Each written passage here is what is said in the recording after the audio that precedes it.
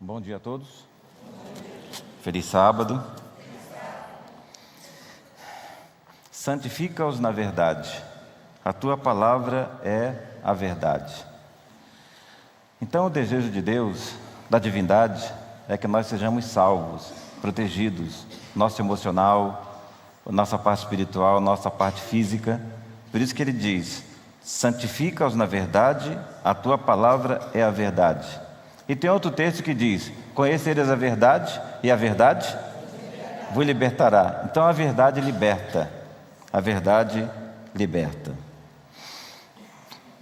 Eu me lembrando dessa passagem, me lembrei de uma experiência que eu vivenciei em Maceió. Alguns irmãos já ouviram, né? Quem já ouviu, vou fazer uma pergunta.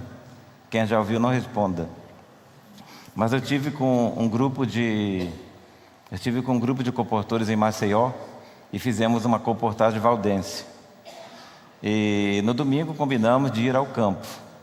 Fomos ao campo, vários comportores, em duplas, e combinamos de que todos deveriam chegar meia hora antes do almoço, para que pudesse contar alguma experiência, né? Que tivesse passado no campo. E chegamos ali meia hora antes, alguns contaram experiências, e uma delas me marcou. 2 comportores chegaram numa residência, bateram palmas. Uma senhora os atendeu muito bem. E eles começaram a falar, apresentar o nosso trabalho, os livros, né? E ela falou assim, deu um sorriso para eles e falou assim: conheço vocês.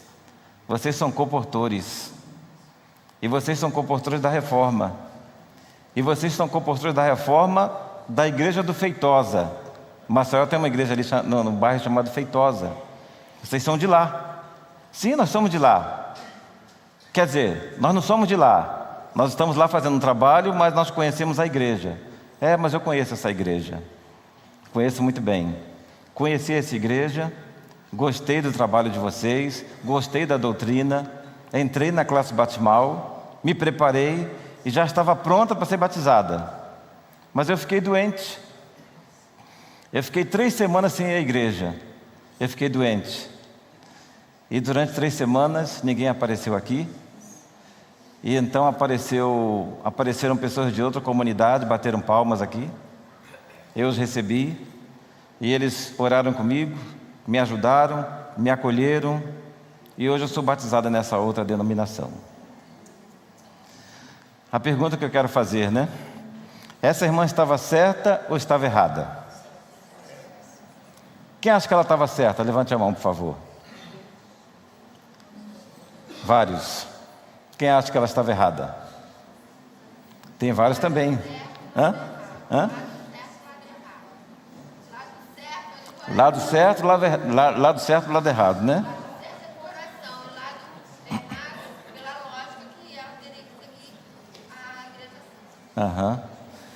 Então, irmãos, essa irmã estava errada.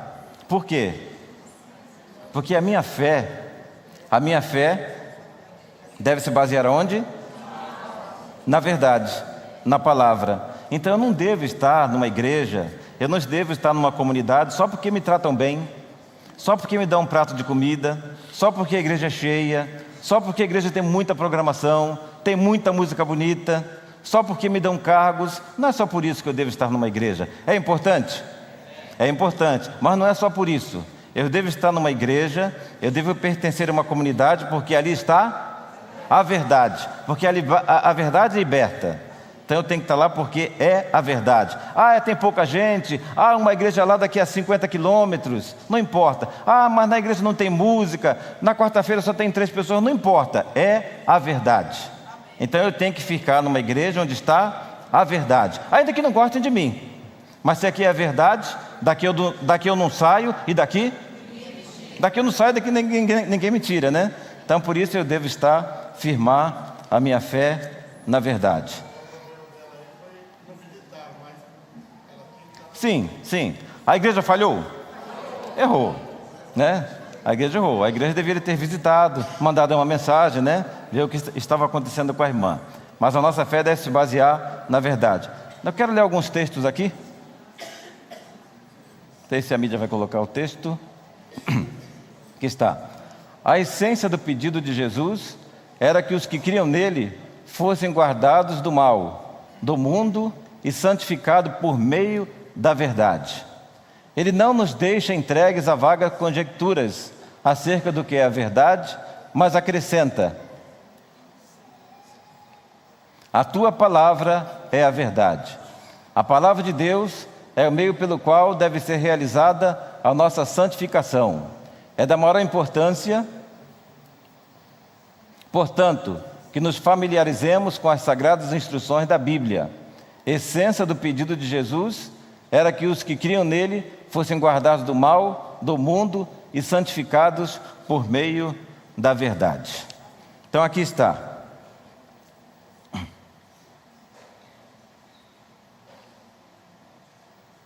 Irmão, próximo texto.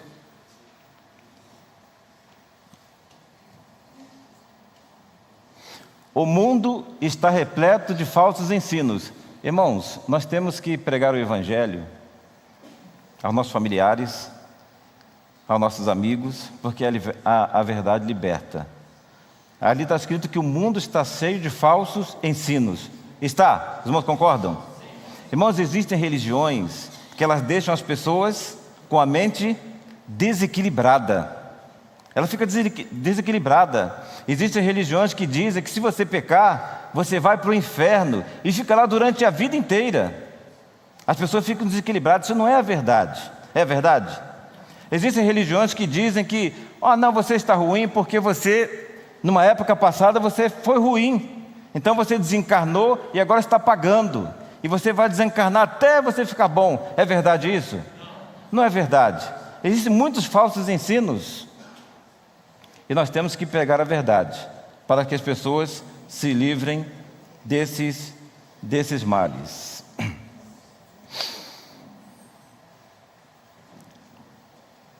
Eu não quero falar muito. Quero ler mais um texto.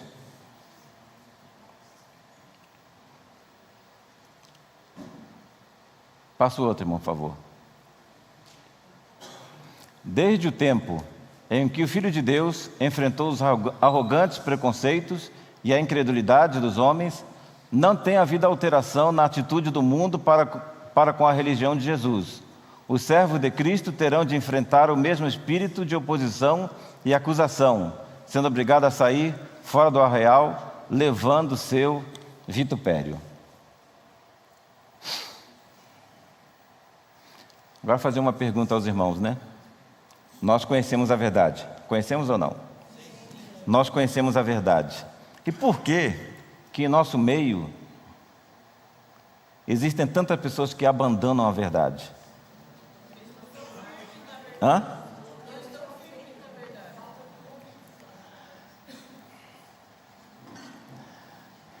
Eu não sei em outros países, está aqui irmão Zico, depois ele pode responder. Eu não sei em outros países, mas no Brasil é assim. Praticamente na União Norte e Sul. Existem batismos, vários batismos. Batizamos 500 almas em determinado período. Mas o que acontece em seguida? Excluem 500. Batizamos 500 almas, mas excluímos 500 almas também. Por que tantas pessoas saem? Já que nós conhecemos a verdade, sabemos que lá fora está o erro. Por quê? Tantas pessoas deixam a verdade. Mas nós precisamos dar 3 passos em relação à palavra de Deus. Pelo menos 3. Tem vários, mas pelo menos 3 passos em relação à palavra de Deus. Um deles é muito fácil, né? Um deles é fazer o quê? Examinar. Um deles é ler a palavra de Deus. Nós precisamos de ler a palavra de Deus. Aqui é um mapa. Aqui é um guia, aqui é uma conversa com Deus. Então nós precisamos ler a palavra de Deus. O ideal, irmãos, é que cada pessoa, o ideal é que nós lêssemos a Bíblia, pelo menos quanto tempo por dia? Pelo menos 1 hora por dia. Pergunta aos irmãos, é fácil ler a Bíblia 1 hora por dia? Será que nós temos feito isso? 1 hora por dia? Temos lido ou não 1 hora por dia? Uma semana, né? 15 dias, um mês sem ler a palavra de Deus, né? Diz que quem negligencia o estudo diário da Bíblia comete pecado. Comete pecado.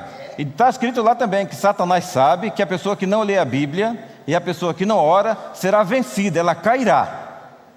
A pessoa que não lê a Bíblia e a pessoa que não ora, mais cedo ou mais tarde ela cairá. Então nós precisamos ler a palavra de Deus. É um passo. Precisamos ler a palavra de Deus. Ah, mas eu não tenho tempo. Ah, mas eu não tenho tempo. Então o inimigo, o que ele fez? Ele preparou uma ferramenta que concorre com a Bíblia. Temos tempo? Temos tempo?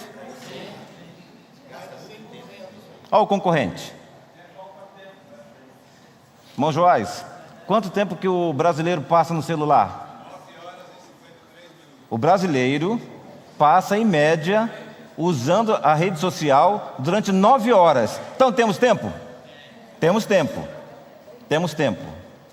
Se fosse 9 horas, vendo coisa boa, né? Se santificaria. Santificaria. Irmão, nós temos que ler a Bíblia. Existem muitas pessoas, irmãos, olha, existem muitas pessoas, está escrito isso. Existem muitas pessoas que estão lendo a palavra de Deus. Elas choram quando lê a palavra de Deus. Elas estão aguardando serem recolhidas. São pessoas que clamam a Deus. Elas leem. Essas pessoas não vão se perder. Primeiro passo, ler a Bíblia. Bom, mas como eu posso fazer? Eu não tenho tempo. Então use o tempo com o celular então. Quando estivermos no metrô, quando estivermos no ônibus, 1 hora no metrô, 1 hora no ônibus, né? Teve um tempo, está lá no ponto do ônibus, aproveitemos para ler a Bíblia, ou ler alguma coisa boa, né? Aproveitemos aqui. Já que essa ferramenta que o inimigo quer nos destruir, usemos para o nosso bem. Mas separemos tempo para ler a palavra de Deus. Segundo passo, nós precisamos acreditar que isso aqui é a verdade. Precisamos acreditar que aqui está a verdade. Nós precisamos acreditar que 1 milhão de pessoas passaram pelo Mar Vermelho. Deus abriu o Mar Vermelho. Temos que acreditar que isso é verdade.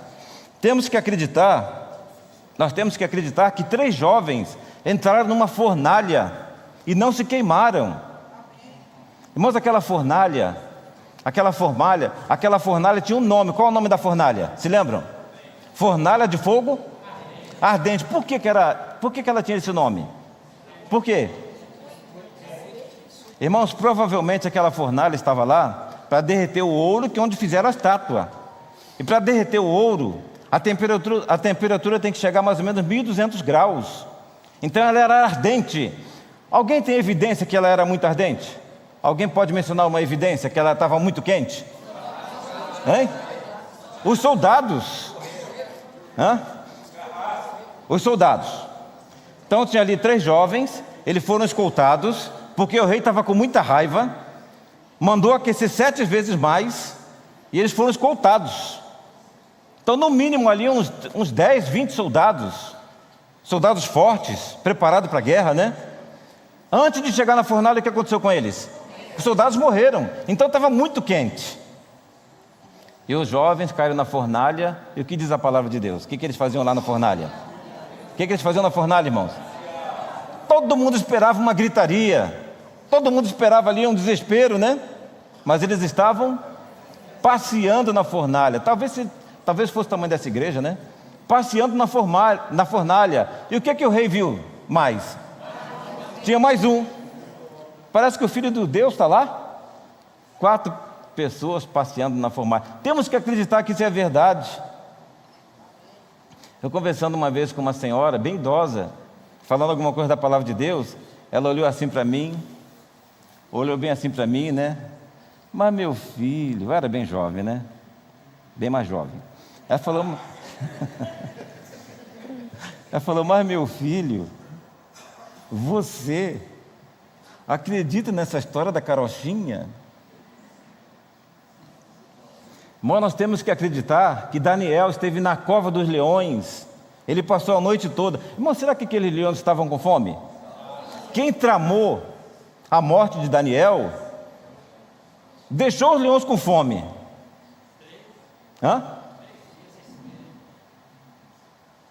Aconteceu nada, temos que acreditar que é verdade. Nós temos que acreditar que um homem ficou dentro de uma baleia, quanto tempo? Dá para acreditar nisso, irmãos? Dá para acreditar? Está escrito. O homem ficou 3 dias dentro de uma baleia, outros falam um grande peixe, e não morreu. E lá dentro da baleia, o que ele fez? Orou dentro da baleia. E o que a baleia fez? Vomitou lá numa praia, ele saiu são e salvo, né? Temos que acreditar que isso é verdade. Temos que acreditar que Jesus viveu, morreu por nós. Nós temos que acreditar. Irmão, nós temos que acreditar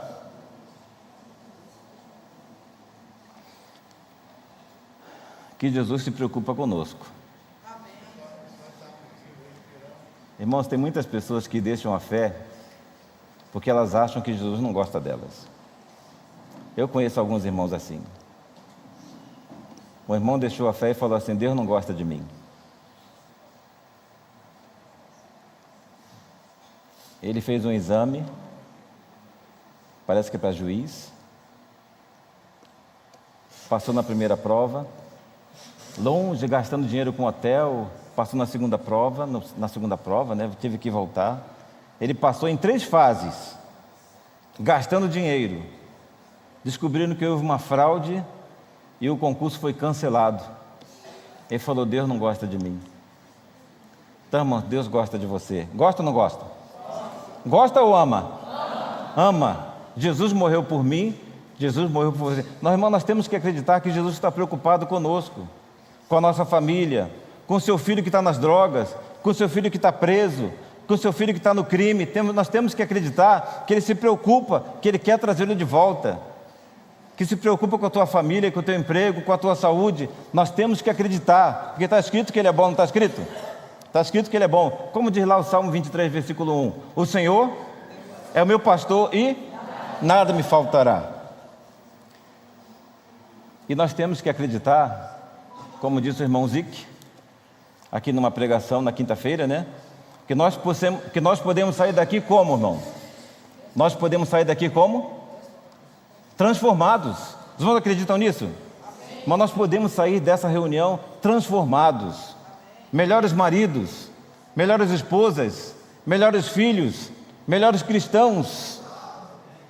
Nós podemos sair daqui transformados, se nós colocarmos esse desejo, essa fé em nosso coração.